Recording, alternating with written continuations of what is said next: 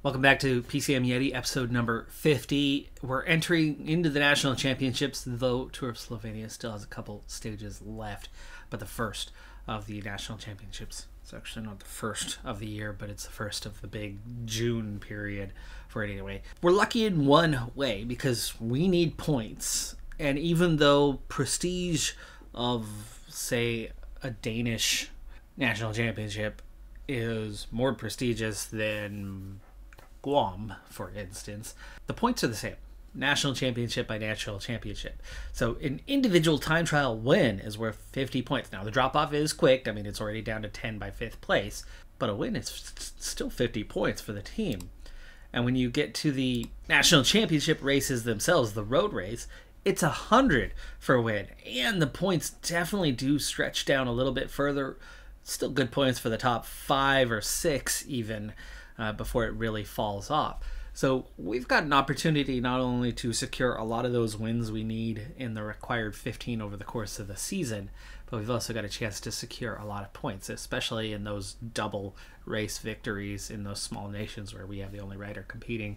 They're going to secure 150 points each for the team. Meanwhile, the outlook on points, the top 10 are all now World Tour teams. First team outside of that top 10 that is Continental Pro is Arkea at 11th. Intermarché comes in at 14th, just slipping ahead of us for the moment as we've had a very light calendar. We had that 3.5 week break, 4 races, 3.5 week break, a couple of races, and then another period that was about 3 weeks long with 1 day of racing in the middle of it. The lightest portion of our entire calendar is now done and behind us, and this is, I think, where we're going to really start to pick up a better points haul. But Samruk Kazina has slipped just ahead of us, so we are currently down to 4th. In the short term, what we really want to do is not just get 3rd. 3rd would be a good start. It's going to get us more races. 4th does absolutely nothing for the team reputation itself. 3rd would get us at least some of those additional races, which means next year you can easily get the points you need to get the top 2. Top 2 obviously would be the best pattern, right? You really don't have to worry about it then. We're 1,000 points behind for a top 2. We're just mere a small amount of points, and I think we can secure a lot of points here this June to really boost us up. If we can get that 1,000 plus points, I think we could hang on to it in the later part of the season.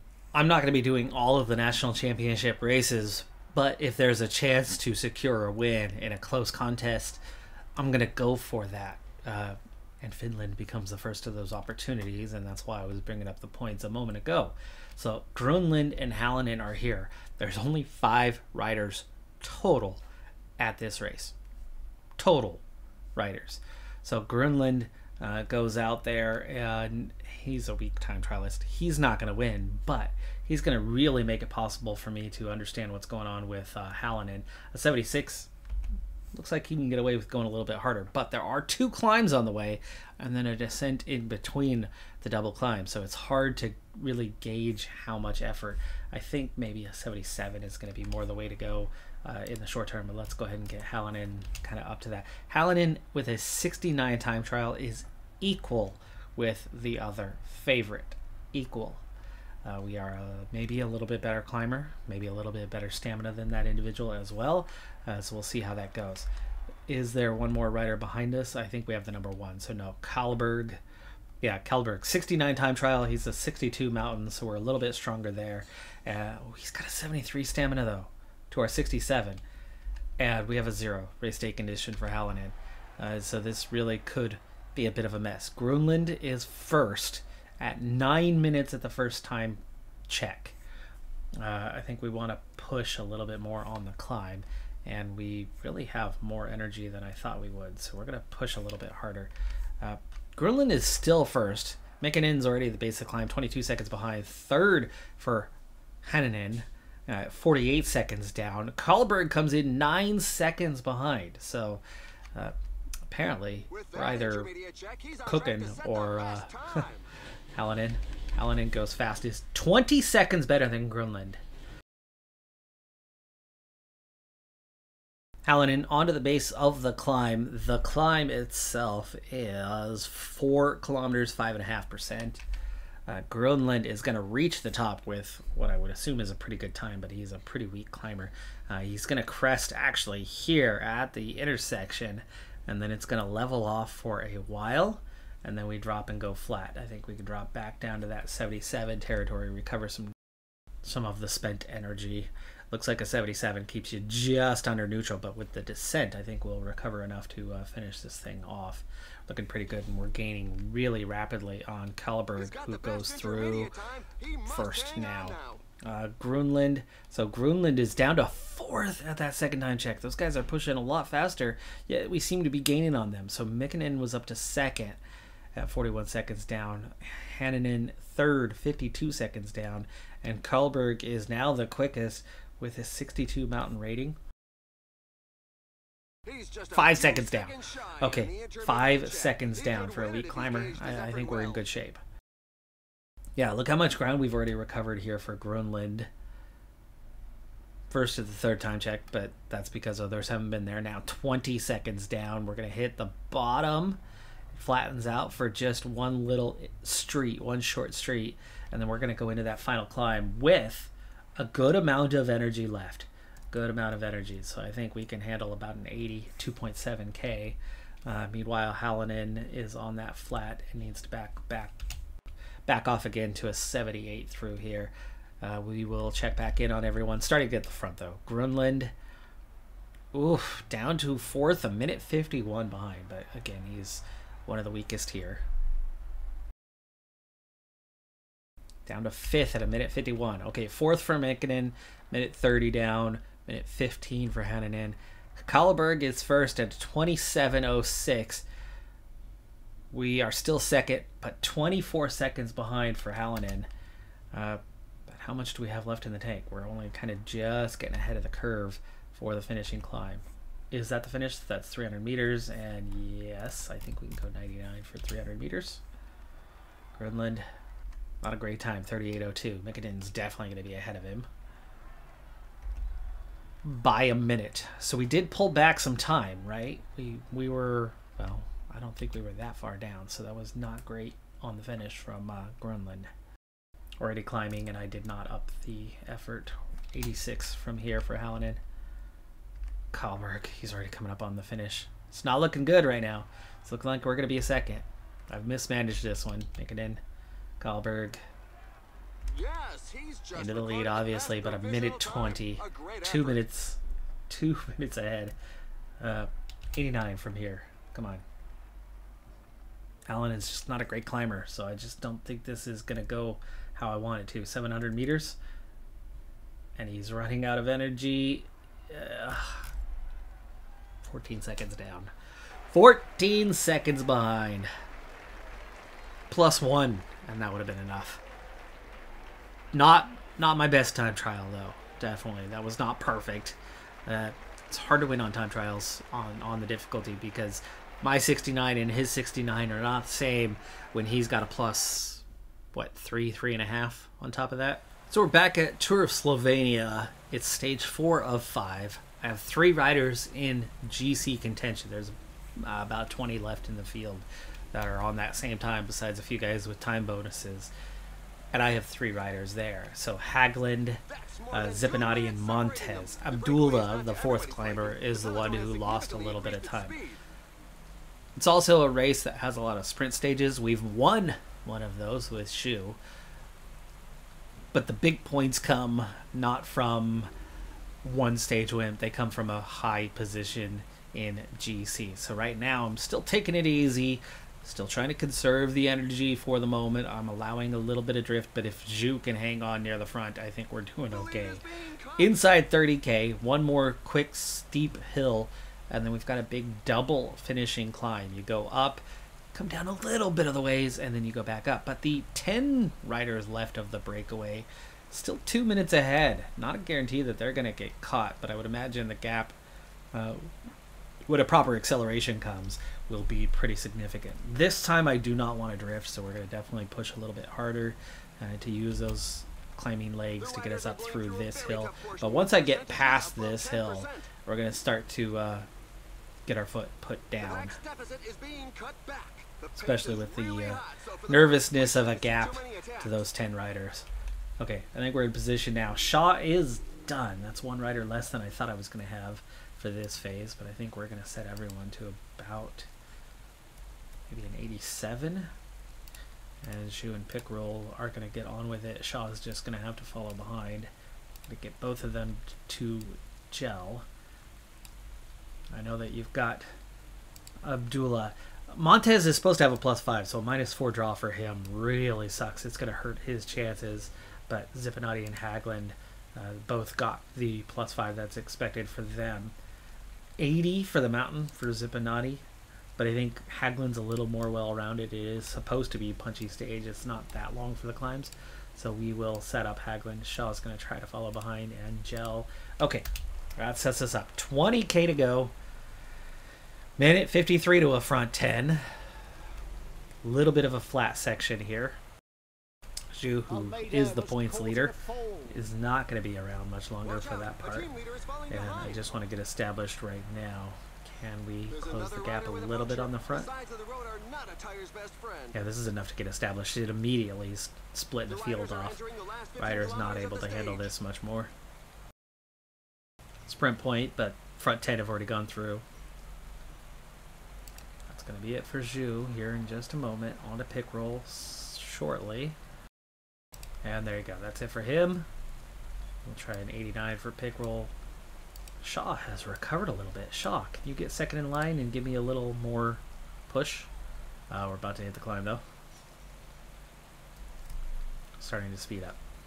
Shaw does get up into position, so I will get a little from him before he's fading. 2.4 on this first climb. At 10, almost 11%. That's it. And it was, even though Shaw's only getting the lead for like 100 meters, what he does there is puts another rider between him and Abdullah and Montez. The further you are down the line, the more protected you are, so it does less damage to the guys behind. So I am down to 4 guys, but with a peloton of just 74, we're starting to catch those breakaway riders already. I think we've done a fair bit of damage here so far. And Abdullah doing all the work right now. I've got 3 guys that are set for the final climb and looking pretty good. It would be really nice if Abdullah can make the top here. And not just the KOM point as we go through it. And that starts to split that field off. I'd love for him to get through this phase, but he is done. So it's going to have to be Montez taking over as soon as we start to go up here. Ah, we just split the field. 14 in the peloton. Regaining contact. Regaining contact. It's 35 now. For a moment there. Oh, it's looking so sweet. Okay, Montez, gel, Abdullah. Too late to follow behind. That's just 29 riders and a lot of guys scrambling to try to keep up with us. 5K left in the stage, and I've got my 3 guys very well positioned. Still chasing a front 4, though, that we've barely pulled time back on. Now it's a front 2 that we are trying to chase down. The other 2, though, still in between. 2K to go. Hagland looking good. Zippinati still hanging in there. 1.8K. Field splitting up some more. We're going to catch the first 2 guys, but I don't think we're going to catch the last 2. Not at this rate. And it's so steep. So steep. Montez is going to be done. He's going to lose his position in the top 10. On to Zippinati. Now it's 24 riders chasing 2, but they still have a minute 18 advantage. It looks like they're going to hang on. There goes Mervrak and Mühlberger, who's the overall leader. 500 meters. Zippinati and Hagland. Friedel and Hopkins from the breakaway hang on. Rack and Mühlberger are the best of the rest. That's definitely going to give us a good solid top 10. And big splits in the field. We just beat Roglic to 7th. We beat Aaron Burrow, Filippo Zana, Adria only 13th, Lipowitz 16th. Yeah, there's a lot of... Jay Vine was only 19th. So yeah, we beat a lot of guys to that position. Little disappointing about that breakaway getting what they got. Hopefully they were not in any sort of contention, because otherwise Hagland is 3rd among contenders on the day.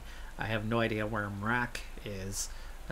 positionally. I know Mühlberger is leading and will continue to lead, I would assume, unless those front two were a bit closer in contention. But yeah, Haglund and Zippinati both could very well be in the top 5, maybe one of them on the podium.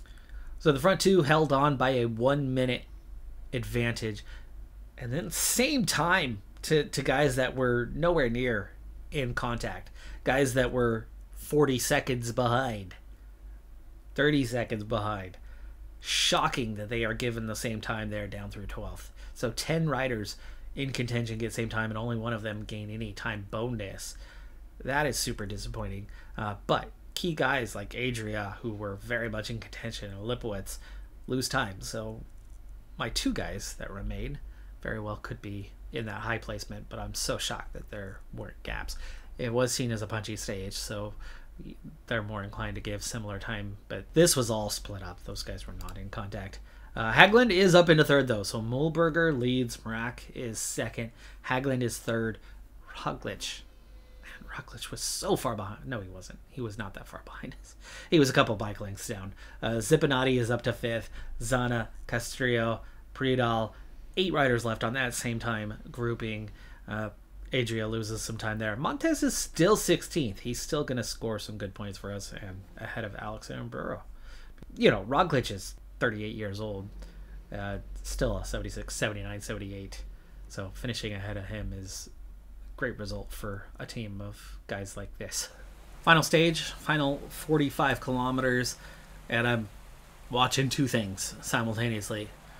The GC guys that are well placed, I've got to get them a good finish today, because there's a lot of count back tiebreaker stuff for that 3rd through 8th position that all 3 of them, or 2 of them, find themselves in. So we want to make sure those guys finish as high as possible. And then of course we want to try to win the sprint as well. But again, for the 3rd sprint in a row, and really all 5 stages, we have not had a positive draw once in the 5 stages. We had a lot of good fitness peaks and objectives for this race, and things just have not come together in the draw category, even though, I mean, there's plenty of green. We've got +5s for Zippinati, Haglund, and Montez. That's their expected, though.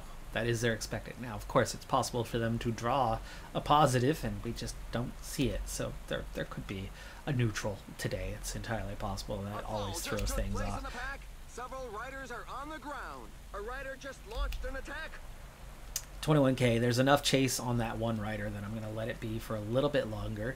Anyway, Zhu, Watch out. A team leader is falling behind. another -5. Another -5. He's expected is down to a -1 because of the stage he won earlier. He's happier. His morale is better, but he's still expected a -1. So it's a -4 at least draw for him today. Shaw, supposed to have a +3, so he's a neutral draw. And Pickroll draws a -1. So could be worse. Could be worse, but definitely could be better. 18K, we're going to come through a little cobbled sector. I'd like the guys to be getting into position by that point. You know, I was going to put Zhu at the end of the line and let him ride. Well, not really riding for him, but I've changed my mind. His -5 is so bad as we go through a 1-star cobbled sector here towards the end of this one. His condition is so bad that I just can't. I can't ride for him. So we're going to ride for Shaw.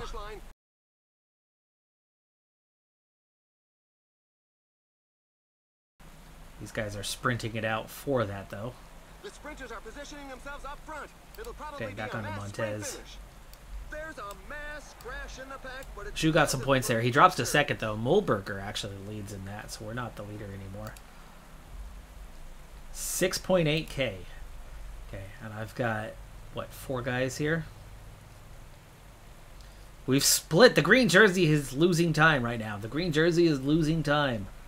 Mühlberger has gone out the back. He sat up too much. And Zhu is back in the line with a little bit of energy. Okay, Haglund to take over. 2.6. Sprinting. On to Pickroll. Shaw waiting for the end. Waiting because you've got that little cobbled sector. Pickroll would have been better for that, but he just didn't have the race day condition. But I think we're getting a top 3 out of this. We get second. That's good. Turgis gets first. Shaw second. Kopechki third. Shu ends up finishing 12th on the stage. And my key guys were fairly well placed. I did not hit sprint for them like I should have. Hope I didn't hurt their... I focused on the sprint at the end. I forgot about the GC in the final couple kilometers. And I did not tell those guys to sprint when I needed to. Should have. No gaps. No gaps. Did a certain Mulberger lose a minute and a half? He most definitely did. He most definitely did. Okay, well. Roglic bounces Haglund for second, so we stay third. So Roglic finished ahead of him. Zipanati stays fifth. Zana bounces ahead of him. So third and fifth place is still good. Montez moves up a couple... No, stays the same. He was 16th. I thought he was 18th. Mulberger drops to 13th, though. So 12 riders all moving up a little bit there. Haglund and Zipanati. Probably could have had second and fourth on Cowpack, but I did not sprint them when I should have. My doubt on that part. The one position higher would have been a few more points. Alanin has been training as a puncher. He's leveled up, and he is definitely filling out his web in all directions, but not yet very good at anything. He's got a 76 flat, though. That's certainly helpful, but a 78 Barrador rating as his highest rating is rather useless. Same with the downhill and acceleration being kind of the only pieces he has. Hills at just a 72 is a long ways from being truly competitive. But with 400 points scored last week, we move up a couple spots in the overall standings to 16th. Put a little bit of a distance, 300 points between us and Samrook, and close the gap on Intermarché, though we're still just under 600 behind them. So we've got a ways to go before we're going to make contact. But Haglund has jumped to over 1,000 points with that performance. 128 points is what Haglund secured there with that third place overall. Pickroll at 99th in the standings. Derek G at 59th. We've got a very good balance. A lot of different riders securing a lot of points for the team. I mean, I'd say all the way down to about Zipanati. You got 6 guys securing a lot of points and a number of other guys with a bit of points. But Finland behind us, 2 second places. We're going to head into all these other national championships in the next little bit and secure a lot of top 3s, if not victories. And those points should really add up and help us. And I would think by the end of June, we're going to be ahead of Intermarché. That is going to do it for this episode, though. I'm Decathlon Gamer. Like, comment, subscribe, and I'll see you next time. Have a good one. Be safe out there. Bye for now.